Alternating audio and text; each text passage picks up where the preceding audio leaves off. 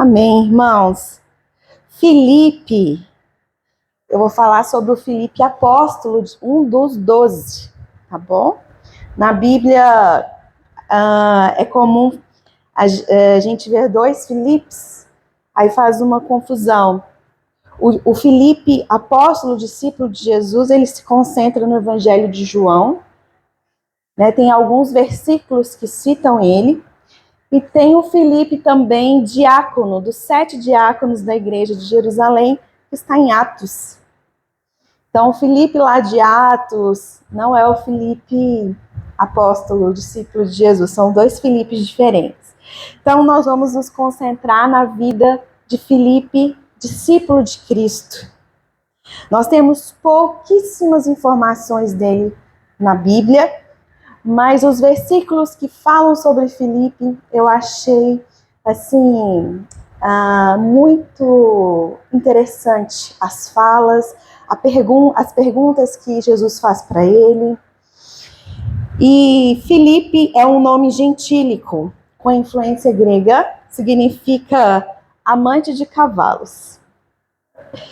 E com certeza Filipe ele era um conhecedor tanto das leis, a Torá, quanto dos profetas, sabia toda a profecia, e ele aguardava, ele ansiava pela vinda do Messias. E o primeiro versículo que fala sobre ele está lá em João, versículo 1, 43. Vamos abrir lá em João 1, 43.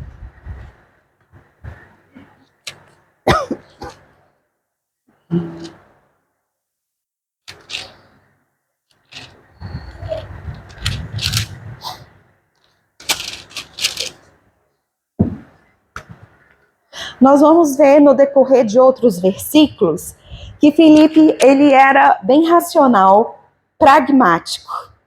Nós vamos conseguir analisar essas características dele ao longo dos outros versículos. João 1, 43. E me parece que Filipe era como se fosse o administrador ali dos 12. Judas ficava com o dinheiro, mas quem era o racional, quem administrava, quem fazia as contas, quem organizava, era Filipe, devido a essa personalidade dele, mais racional, mais pragmática, analítica. Esse era Filipe. Vamos ler lá em João 1, 43, diz assim: No dia imediato, resolveu Jesus partir para a Galileia e encontrou a Filipe, a quem disse: Segue-me. Ora, Filipe era de Betsaida, cidade de André e de Pedro. Filipe encontrou a Natanael e disse-lhe: Achamos aquele de quem Moisés escreveu na lei, a quem se reuniram os profetas, Jesus o Nazareno, filho de José. Perguntou-lhe Natanael: De Nazaré pode sair alguma coisa boa? Respondeu-lhe Filipe: Vem e vê. Como eu falei, Filipe ele conhecia muito bem sobre a lei e os profetas. E o interessante é que na época a busca pelo Messias, a espera pelo Messias entre os judeus era algo muito ardente na vida do judeu. Ele esperava o Messias, a manifestação do Messias.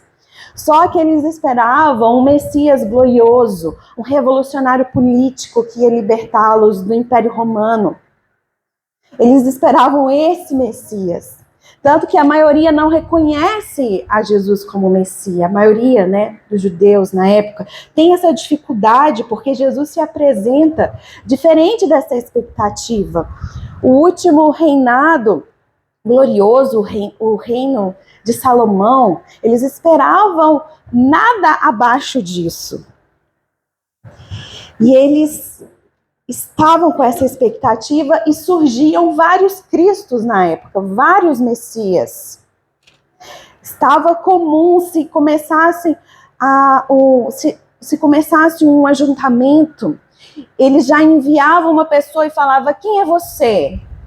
Quando João Batista começou a batizar, eles enviavam para perguntar: já estão perguntando quem é você? Pode falar que eu não sou o Cristo, eu não sou o Messias. Não, mas fala quem você é. Eu sou só uma voz. Fala para eles para ficarem tranquilos. Eu sou só uma voz. Estou batizando com água, mas já está em nosso meio aquele que vai batizar com fogo. E eu não sou digno de desatar as sandálias. Então, era de expectativa do judeu, né, essa manifestação do Messias. E se levantavam muitos dizendo que era o Messias, que era o Cristo. E algo que me chamou profundamente a atenção é que Filipe, ele conhecia das leis, ele conhecia todas as profecias. E quando ele viu Jesus, ele correu para o seu amigo Natanael e falou: encontramos ele, encontramos o Messias. E Natanael olhou e falou: como assim? De onde? De Nazaré. Havia um preconceito, né, sobre quem nascia na cidade de Nazaré. E Natanael fala assim: nossa, mas logo de Nazaré? Vai vir algo bom dali? E aí ele fala: vem e vê. Vem ver com seus próprios olhos. E Natanael era outro muito estudioso e excelente nas escrituras. Tanto que quando Jesus vê Natanael, versículo 47, Jesus fala assim: Jesus viu Natanael aproximar-se e disse a seu respeito: eis um verdadeiro israelita em quem não há dolo. E eles eram amigos, Natanael e Filipe. Então eles eram estudiosos das escrituras, né, da lei dos profetas. Eles conheciam todas as profecias, eles sabiam exatamente o que o Messias devia se cumprir de requisito. E quando Filipe vê, ele vai correndo para o seu amigo e fala: nós achamos ele, é ele. E Jesus então fala para Filipe: segue-me. E na época, a história vai dizer que Filipe tinha 3 meninas, 3 filhas, ele era casado, tinha 3 filhas bem pequenininhas, da idade do Tito para baixo. Então ele começa a seguir a Jesus. Eu creio que nessa época o Senhor já estava trabalhando no coração de Filipe, já tinha um tempo, para no momento que ele encontrasse com Jesus, testificasse: olha, é ele. E esse anseio já estava no coração dele, já tinha um tempo. Ele estava à procura. Ele e Natanael estavam à procura do Messias. Eles estavam desejosos disso. E eu creio que o pai já estava trabalhando no coração dele há um tempo. E quando ele vê, ele não tem dúvida. É ele. É ele, o prometido na lei, nos profetas. Outro versículo que fala sobre ele está lá em João 6, versículo 5. 6, 5 ao 7.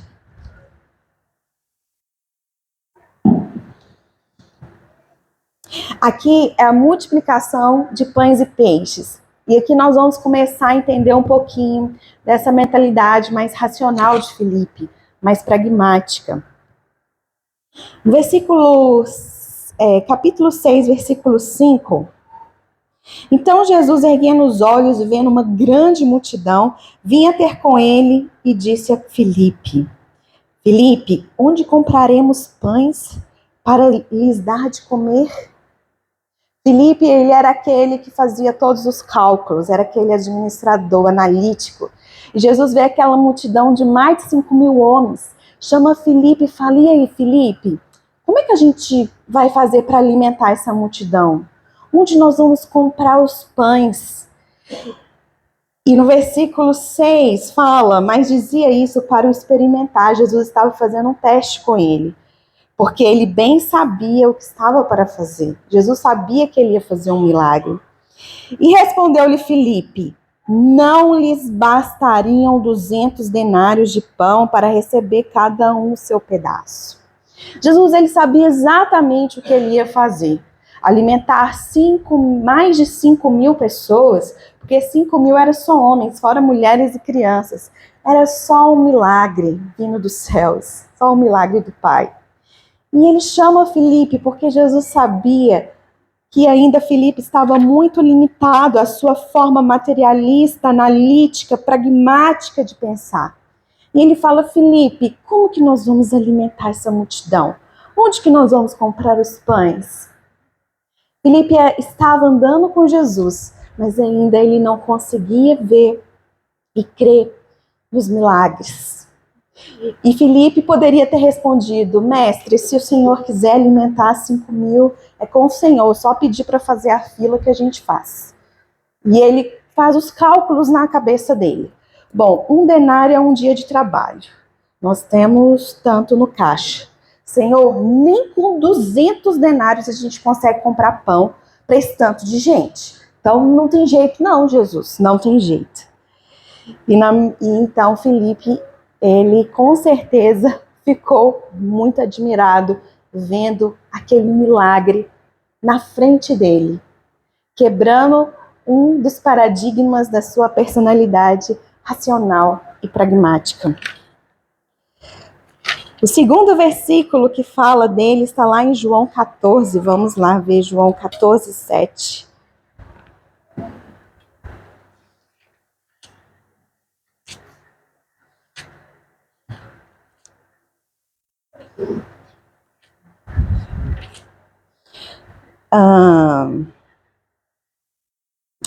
Vamos ler a parte do 6. Respondeu-lhe Jesus: eu sou o caminho, a verdade e a vida. Ninguém vem ao Pai senão por mim. Se vós me tivesses conhecido, conhecereis também a meu Pai. Desde agora o conheceis e o tendes visto. Replicou-lhe Filipe: Senhor, mostra-nos o Pai, isso nos basta. Disse-lhe Jesus: Filipe, há tanto tempo estou convosco e não me tendes conhecido? Quem me vê a mim vê o Pai. Como dizes tu, mostra-nos o Pai? Não crês que eu estou no Pai e que o Pai está em mim? As palavras que eu vos digo, não as digo por mim mesmo, mas o Pai que permanece em mim faz as suas obras.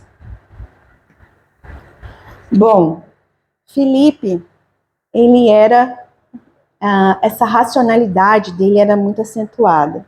E quando Jesus fala, eu sou o caminho, a verdade e a vida, ninguém vem ao Pai a não ser por mim. E Filipe para e fala assim, tá, beleza. Bom, se ele mostrar a gente o Pai, tá bom, acho que já tá suficiente. E ele fala, Jesus, então mostra-nos o Pai, que isso já nos basta. Ele queria ter uma experiência física, uma teofania. E Jesus olha para ele e fala, Filipe, você não entendeu até hoje? Você está caminhando comigo já há tantos dias e você não consegue ver que eu estou refletindo ele, que nós somos um. Quando você me vê, você vê o próprio Deus, o próprio Pai. Qual é essa necessidade de você ver fisicamente? Qual é essa necessidade de você ter que ver? Eu estou aqui, Filipe. Estou aqui com você todos os dias. Bom, nesses 2 últimos versículos, fica um pouco compreensível para a gente ainda essa dificuldade de Filipe compreender quem era Jesus e que de fato o que ele podia fazer, mas no primeiro momento ele reconhece, é ele. Isso me fala que existe uma maturidade na nossa caminhada cristã. Você, quando se converteu, o Espírito Santo ali agindo no seu coração, e você entregou, e você falou, uau, achei. Mas você começou a caminhar com o Senhor. E estamos caminhando ainda em maturidade. E aqui eu vejo Filipe caminhando em maturidade, fazendo essas perguntas, recebendo as respostas do Senhor, e o Senhor testando ele conseguindo ver as maravilhas na frente dele. Bom, esses são os 3 longos relatos que existem na Bíblia sobre Filipe. Mas na história a gente vai ter algumas informações. Existe também até um livro apócrifo que chama Apócrifo de Filipe, que fala sobre a vida dele.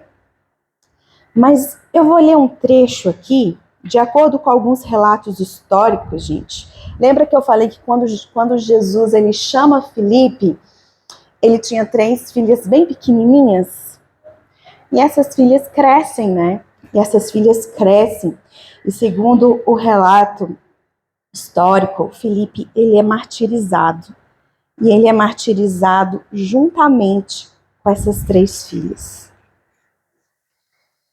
Eu vou ler o relato da autora Anna Jamerson. Ela relata as missões de Filipe na Frígia. Ele esteve na Frígia pregando o evangelho. E ela traz um relato em seu livro assim. Filipe, após a ascensão, Filipe viajou até a Sítia, onde permaneceu pregando o evangelho por 20 anos.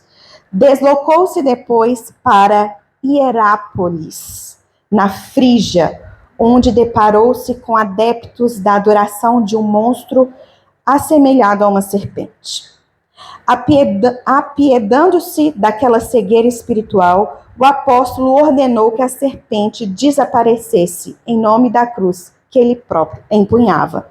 Imediatamente o réptil rastejou desde o interior do altar, emitindo um odor de tal sorte repugnante que muitos não o suportavam, vindo a morrer.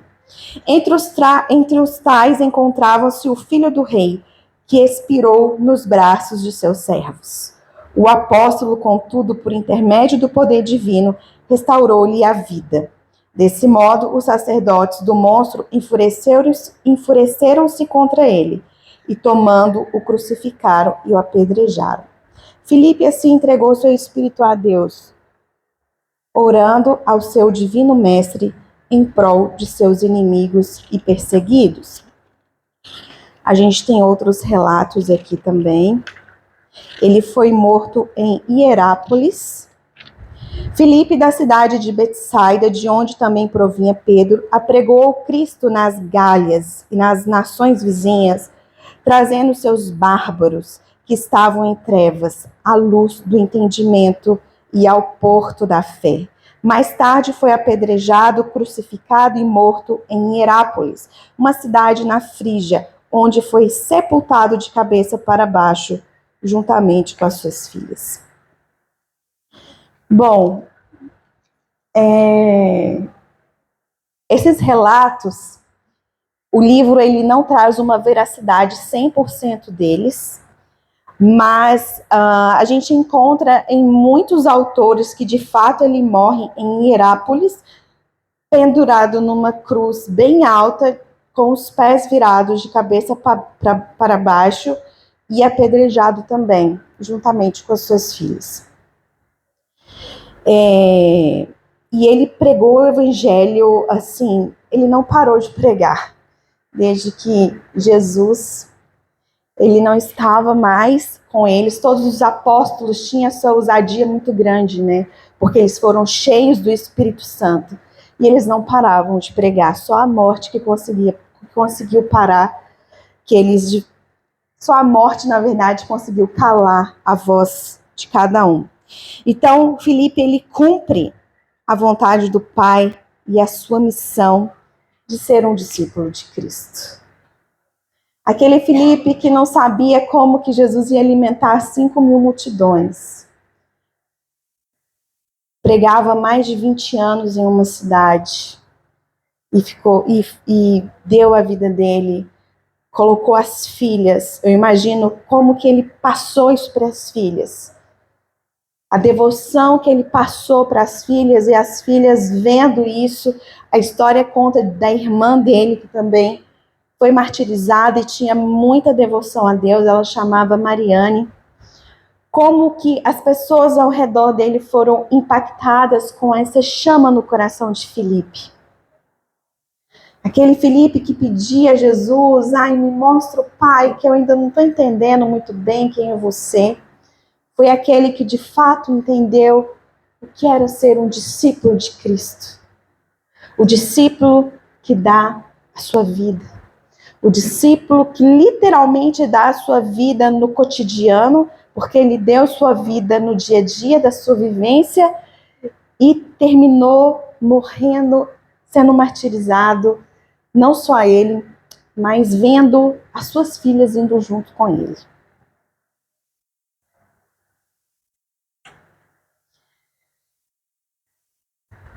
E eu gostaria de fazer algumas perguntas para todos nós, baseado nesses 3 versículos que eu li.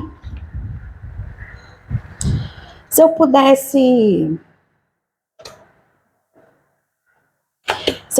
resumir, Felipe, em uma frase, eu resumiria que foi aquele que achou o Messias. Porque ele estava buscando com tanta devoção.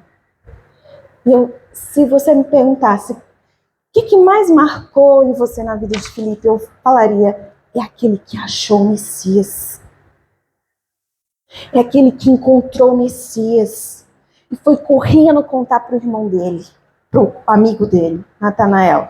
E não só isso, a partir do momento que ele encontrou, ele viveu uma vida de devoção tão fiel ao Senhor, que foi capaz de morrer martirizado, vendo suas filhas sendo martirizadas também. Imagine você vendo um filho seu sendo martirizado juntamente com você. Ele leva toda uma geração com ele, de filhas, de irmã. Algo que me marca profundamente na vida desse apóstolo ele achou o Messias. Mesmo aqueles esperando um líder revolucionário, esperando um glorioso, ele olha e fala, é ele que eu tanto busquei, é ele que eu tanto procurei, está aqui.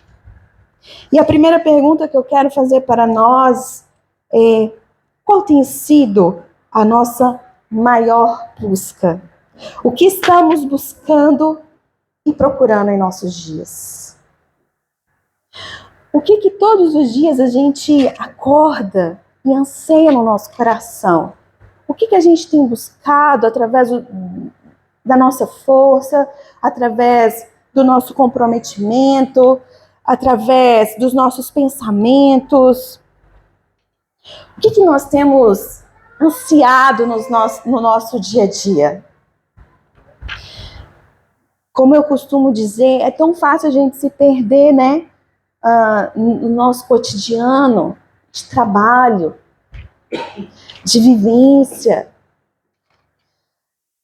E muitas vezes a pessoa começa a buscar, eu estou buscando minha promoção no trabalho. Ela vive em foco disso. Eu estou buscando ter uma casa melhor. E ela vive em foco disso. Não que seja errado você querer uma promoção no seu trabalho, ter uma casa melhor, enfim, ter filhos, ter família, isso é muito bom. Mas o que mais consome você?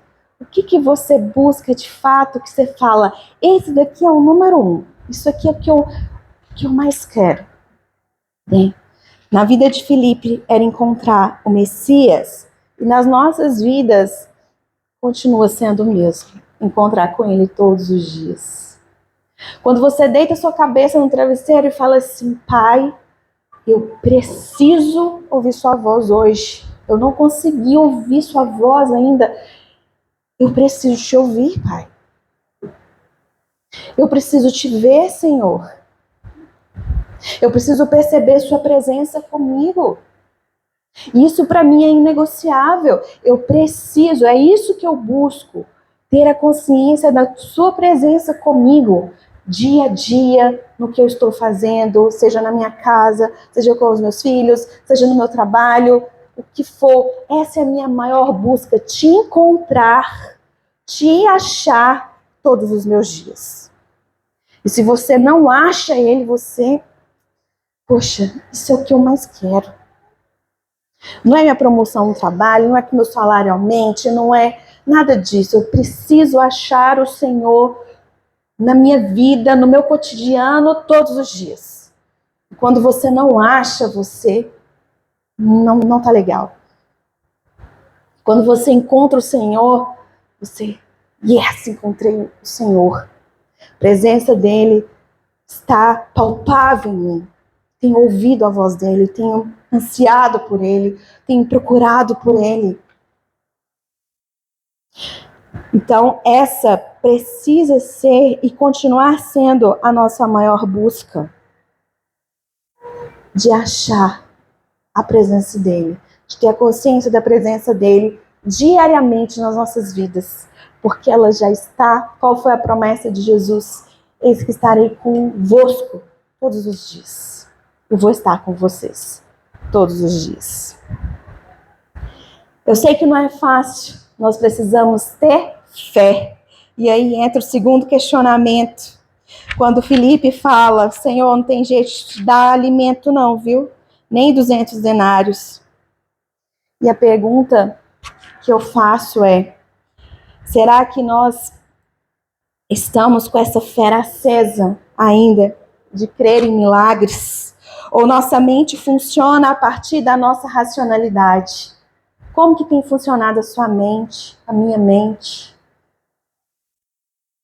Será que estamos dependendo da nosso jeito de pensar, da nossa força do braço, ou de fato nós levamos ao Pai e nós cremos e nós temos fé que Ele pode todas as coisas. Ele pode todas as coisas. A fé é algo muito poderoso. Hoje está muito famoso, né, a lei da atração, porque os cientistas estão vendo isso, que nada mais é do que a fé. E eles falam assim, ó, você precisa pensar, pedir, já agradece, tendo certeza que você vai receber. Só que eles falam, agradece ao universo que você vai ter certeza que você vai receber. E eu falo, poxa, todas essas chaves estão na Bíblia. Quando a palavra fala, coloque suas ansiedades diante dele, mas já dê graças.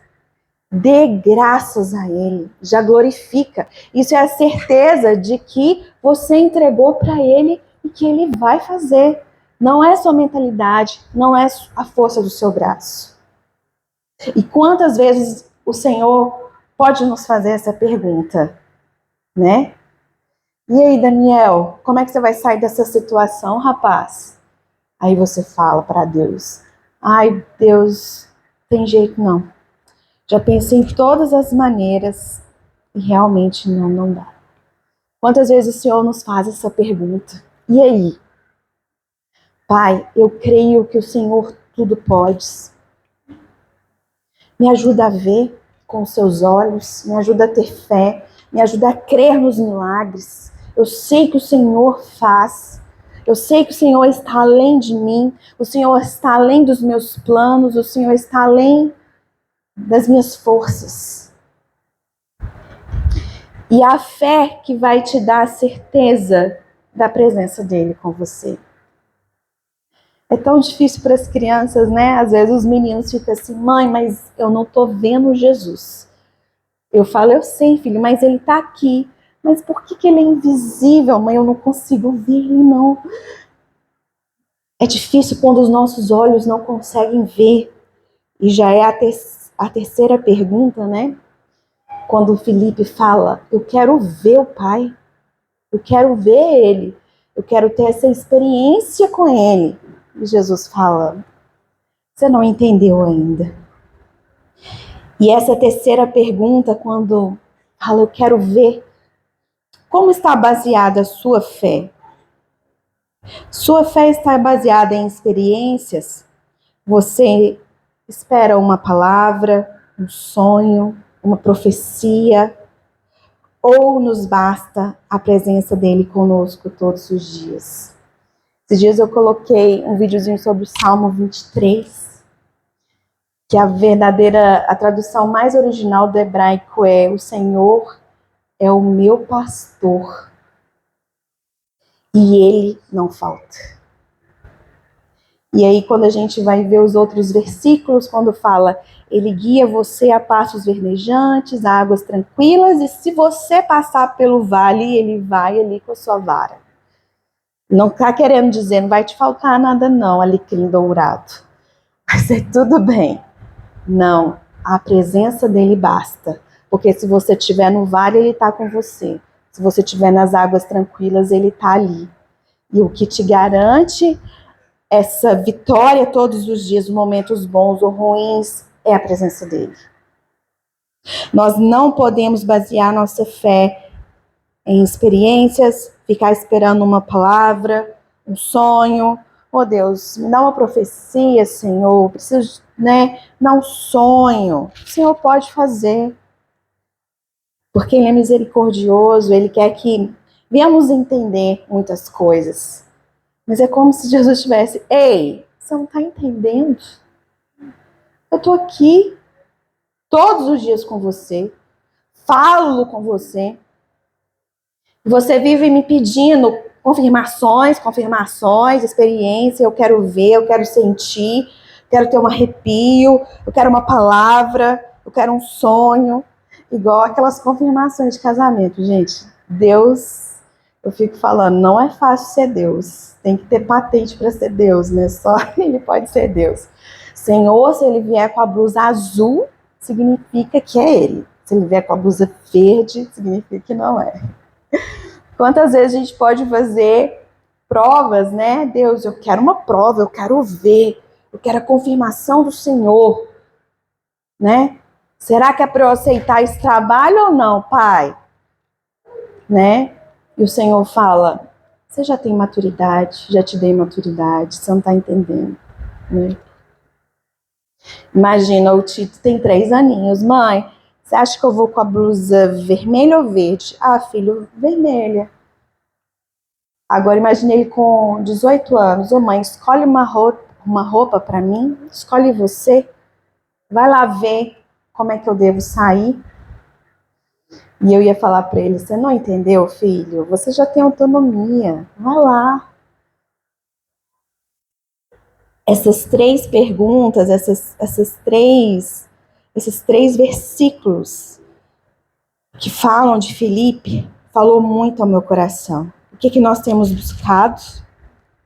Se de fato nós estamos crendo, ou a nossa mente está funcionando a partir da nossa racionalidade, porque se a gente estiver nesse lugar de racionalidade, nós estamos em um lugar muito ruim, um lugar de pessimismo, um lugar de impossibilidade. Porque a resposta de Filipe foi, não vamos alimentar nem por 200 denários. Que pessimismo! Realmente é isso que a nossa mente consegue nos dizer. É isso que a nossa racionalidade consegue nos levar. E não basear a nossa fé em experiências, eu preciso disso, eu tenho que ver aquilo, a presença dele conosco nos basta todos os dias. E por último, Filipe foi os apóstolos, né? Todos eles, e não diferente de Filipe, eles foram fiéis até o fim. Até o fim. E a Bíblia fala muito disso, né? Ser fiel até o fim, dar-te-ei a coroa da vida. Ser fiel até o fim. O apóstolo Paulo, combati o bom combate, terminei a minha carreira e guardei a minha fé. E a última pergunta é, viveremos fiéis até o fim? Até o fim.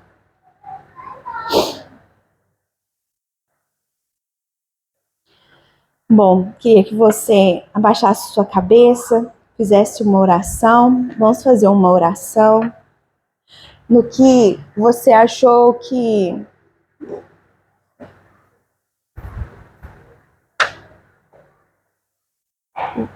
mais tocou o seu coração. Ore por isso. O que mais te marcou, o que mais falou com você, é isso que você deve orar agora. Que o Espírito Santo possa mover no seu coração exatamente nesse ponto.